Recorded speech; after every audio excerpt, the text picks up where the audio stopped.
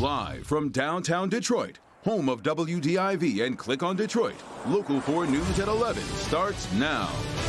Couple showers, no trouble getting out of here by daybreak, but the winds are another story. Find out how long we'll have to contend with the gusts. Outrage on campus. Tonight, a Michigan State University professor apologizes after a survey handed out to students includes racist and offensive language. Newly released secret tapes purported to be Warren Mayor Jim Fouts. I could easily get a gun and shoot Henry. I'd enjoy shooting him. Tonight, an audio expert weighs in on whether the voice on the tape is indeed the mayor. This new tape is just the latest in a series of secret recordings by multiple people inside Warren City Hall. A tape similar to one other recording. The only one Fouts has admitted was him up until this point. The rest he's claimed are manufactured. Mara McDonald live at Warren City Hall tonight. Mara, let's first look at the context of this one. Well, Devin, on this tape, which is allegedly Warren Mayor Jim Fouts, you are listening to him have a tirade and talk about wanting to beat and shoot his former chief of staff. Take a listen. And I got that Henry. I'd like to take a 2x4 and I'd like to beat the out of him. That's what I'd like to do. I'd like to beat the out of him. I'd like to take a gun and shoot him through the head. The Henry who is being referred to here is Henry Christofchik, Mayor Fouts' former chief of staff who passed away this year. If you're involved in Warren politically or civically, you know who he is. I could easily get a gun and shoot Henry. I'd enjoy shooting him. Fouts and Christofchik have been friends and at times not over the years. We took this tape to audio expert Ed Primo. We actually ran the test 3 times. For forensic analysis tonight. The biometric measurement program came back and said, yes, the speakers in both of these recordings are identical. Primo tested today's new tape against a known authentic recording of Mayor Fouts, and the likelihood this is him is? 99.3 in this particular case. Does your biometric test tell you that that's him? It does. The tirade on this tape is very similar to one released in 2013. A former top Fouts appointee recorded the mayor because he was so concerned about what he was hearing and took it to the Michigan State Police.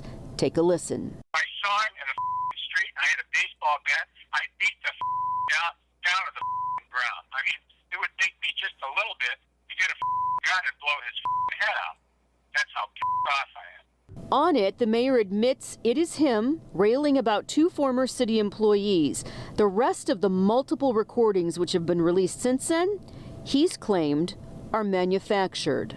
To put words together the way this flows is probably possible, but it's very unlikely. Back here live, Mayor Fouts declined our request for an on-camera interview today. We're live in Warren tonight. I'm Mara McDonald, Local 4. We will stay on it. All right, Mara. Kimberly. All right, well, another windy and cool night across Metro Detroit. Ben, the wind is the big thing. Is it going to return or keep us kind of on our toes? I think so. I mean, even though it's dipped a little bit, it's coming back by morning. And those gusts outside right now, mostly on the east side, and those are about 20 to 25 miles an hour. But as we start out tomorrow morning's commute, we could be seeing numbers similar to what we had this afternoon. 20, 30 mile per hour gust really at any point during the day on Wednesday, at least through the evening commute. In fact, we may even see a spike here in the late morning towards midday. Once we get closer to the drive home, you see those numbers start to fall off and it looks like we're in the clear. But watch what happens here in the evening hours. This little area of higher wind speed starts sweeping in. Right now, we think it's mostly going to be in the south zone. Some models try to bring this a little further north, but we're looking at 30, maybe 40 mile per hour gust through Wednesday evening. That finally subsides as we go into Thursday morning and everything calms down. But because of that, the lakeshore flood warnings have now been extended here on the east side for Macomb and St. Clair counties through 4 o'clock tomorrow afternoon. And even though those temperatures going to 40 in the morning, wait till you see the wind chills in your 4-zone forecast coming up. Kim? A Michigan State University professor apologizing tonight after sparking an outrage on campus. A survey he created included racist and offensive statements from social media. It was part of a study to see how people respond to racist online speech. Well, tonight students met for a community forum about the survey.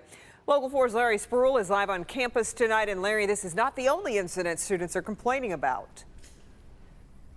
Yeah, Kimberly, the students here at MSU tell me that this survey is really the last straw. That's because the university is currently investigating several racist incidents within the last couple of weeks. So tonight, those students met here inside Acres Hall to discuss that survey they say is targeting black students. The survey was very offensive. Jamila Weatherly tells me that's the most cordial way she could describe a recent survey released to students here at MSU. Salim Al-Jabbash, Associate Public Relations and Social Media Professor, posted a survey on Monday asking students to rate the statements on how stereotypical, funny, or offensive they were. This was in no way, shape, or form the intent. The intent was to uncover these messages and shed the light that these messages do unfortunately exist in the real world. But many students did not understand his intent or the survey. It said, I date black women because I don't want to meet a father. So for them to just make the assumption that all black females don't have a father, that's very disrespectful. For somebody of color who identifies as a black man, I found it offensive, especially seeing as though you work for the university in which I pay to go to. Senior Andre Nichols tells me this survey is just one of the recent racial incidents here on campus. The noose or quote unquote prank that somebody pulled within the dormitory of Bryant Hall. MSU President Samuel Stanley Jr. released a statement saying in part, investigations by both the MSU Police Department and our Office of Institutional Equity are taking place, and we are providing support to those who are affected. And the president also says that he will work with students to bring more diversity here on campus. We have his entire statement on our website, clickondetroit.com. We're live in East Lansing tonight. Larry Spruill, Local 4. Yeah, Larry, and in that statement, MSU's president mentioned steps moving forward. Any word on what the students plan to do, if anything? Well, Kimberly, the students tell me that they plan on introducing 8 demands to the university. Tomorrow, they expect to hear back from the university by Friday. Kimberly? Okay, more to come. Thanks, Larry. New information about a story we brought you last night. A 21-year-old woman is found safe after being hit by a pickup truck. Alicia Hill, seen here, confronting a man yesterday afternoon near 19th Street in Visger before he intentionally rams her with his truck. Well, Hill has since been located in River Rouge, and we're told she is okay. Today, Detroit Mayor Duggan addressing a report from the Office of Inspector General that found his chief of staff ordered city employees to delete emails tied to Detroit's relationship with the Make Your Date nonprofit. The mayor says despite the report, his staff did nothing wrong and that no one in his office is going to be disciplined. There is no finding that anybody in the city broke any laws. There's no finding that anybody violated any ordinances. There's no finding anybody violated any policies or city rules. There's no finding of conflict of interest. And there's no finding that any money was misspent. When I look at this, they never would have ordered anybody to delete emails if they weren't under the stress of this. And so I don't put most of the blame on them. I put most of the blame on me. Now, make no mistake, the Inspector General's report says that there were mistakes made and that these were improperly done. The Attorney General's office is also, though, looking into the accusations to see if further action should be taken. Another former UAW official pleading guilty to accepting bribes and kickbacks as the federal investigation into UAW's embezzlement scandal grows. 74-year-old Jeff Peterzik appearing in an Ann Arbor courtroom pleading guilty to wire fraud and money laundering. He's the 10th person to be convicted in the federal investigation. Peterzik is expected to be sentenced to 2 years in prison and must repay the money as well. An Orion Township man is going to face a judge tomorrow after being charged with murdering his mother and stabbing his uncle. 29-year-old Garrett Roberts is accused of strangling his 59-year-old mother inside their home on Sunday. The man's uncle tried to intervene but was stabbed during the altercation. Roberts is charged with murder and attempted murder.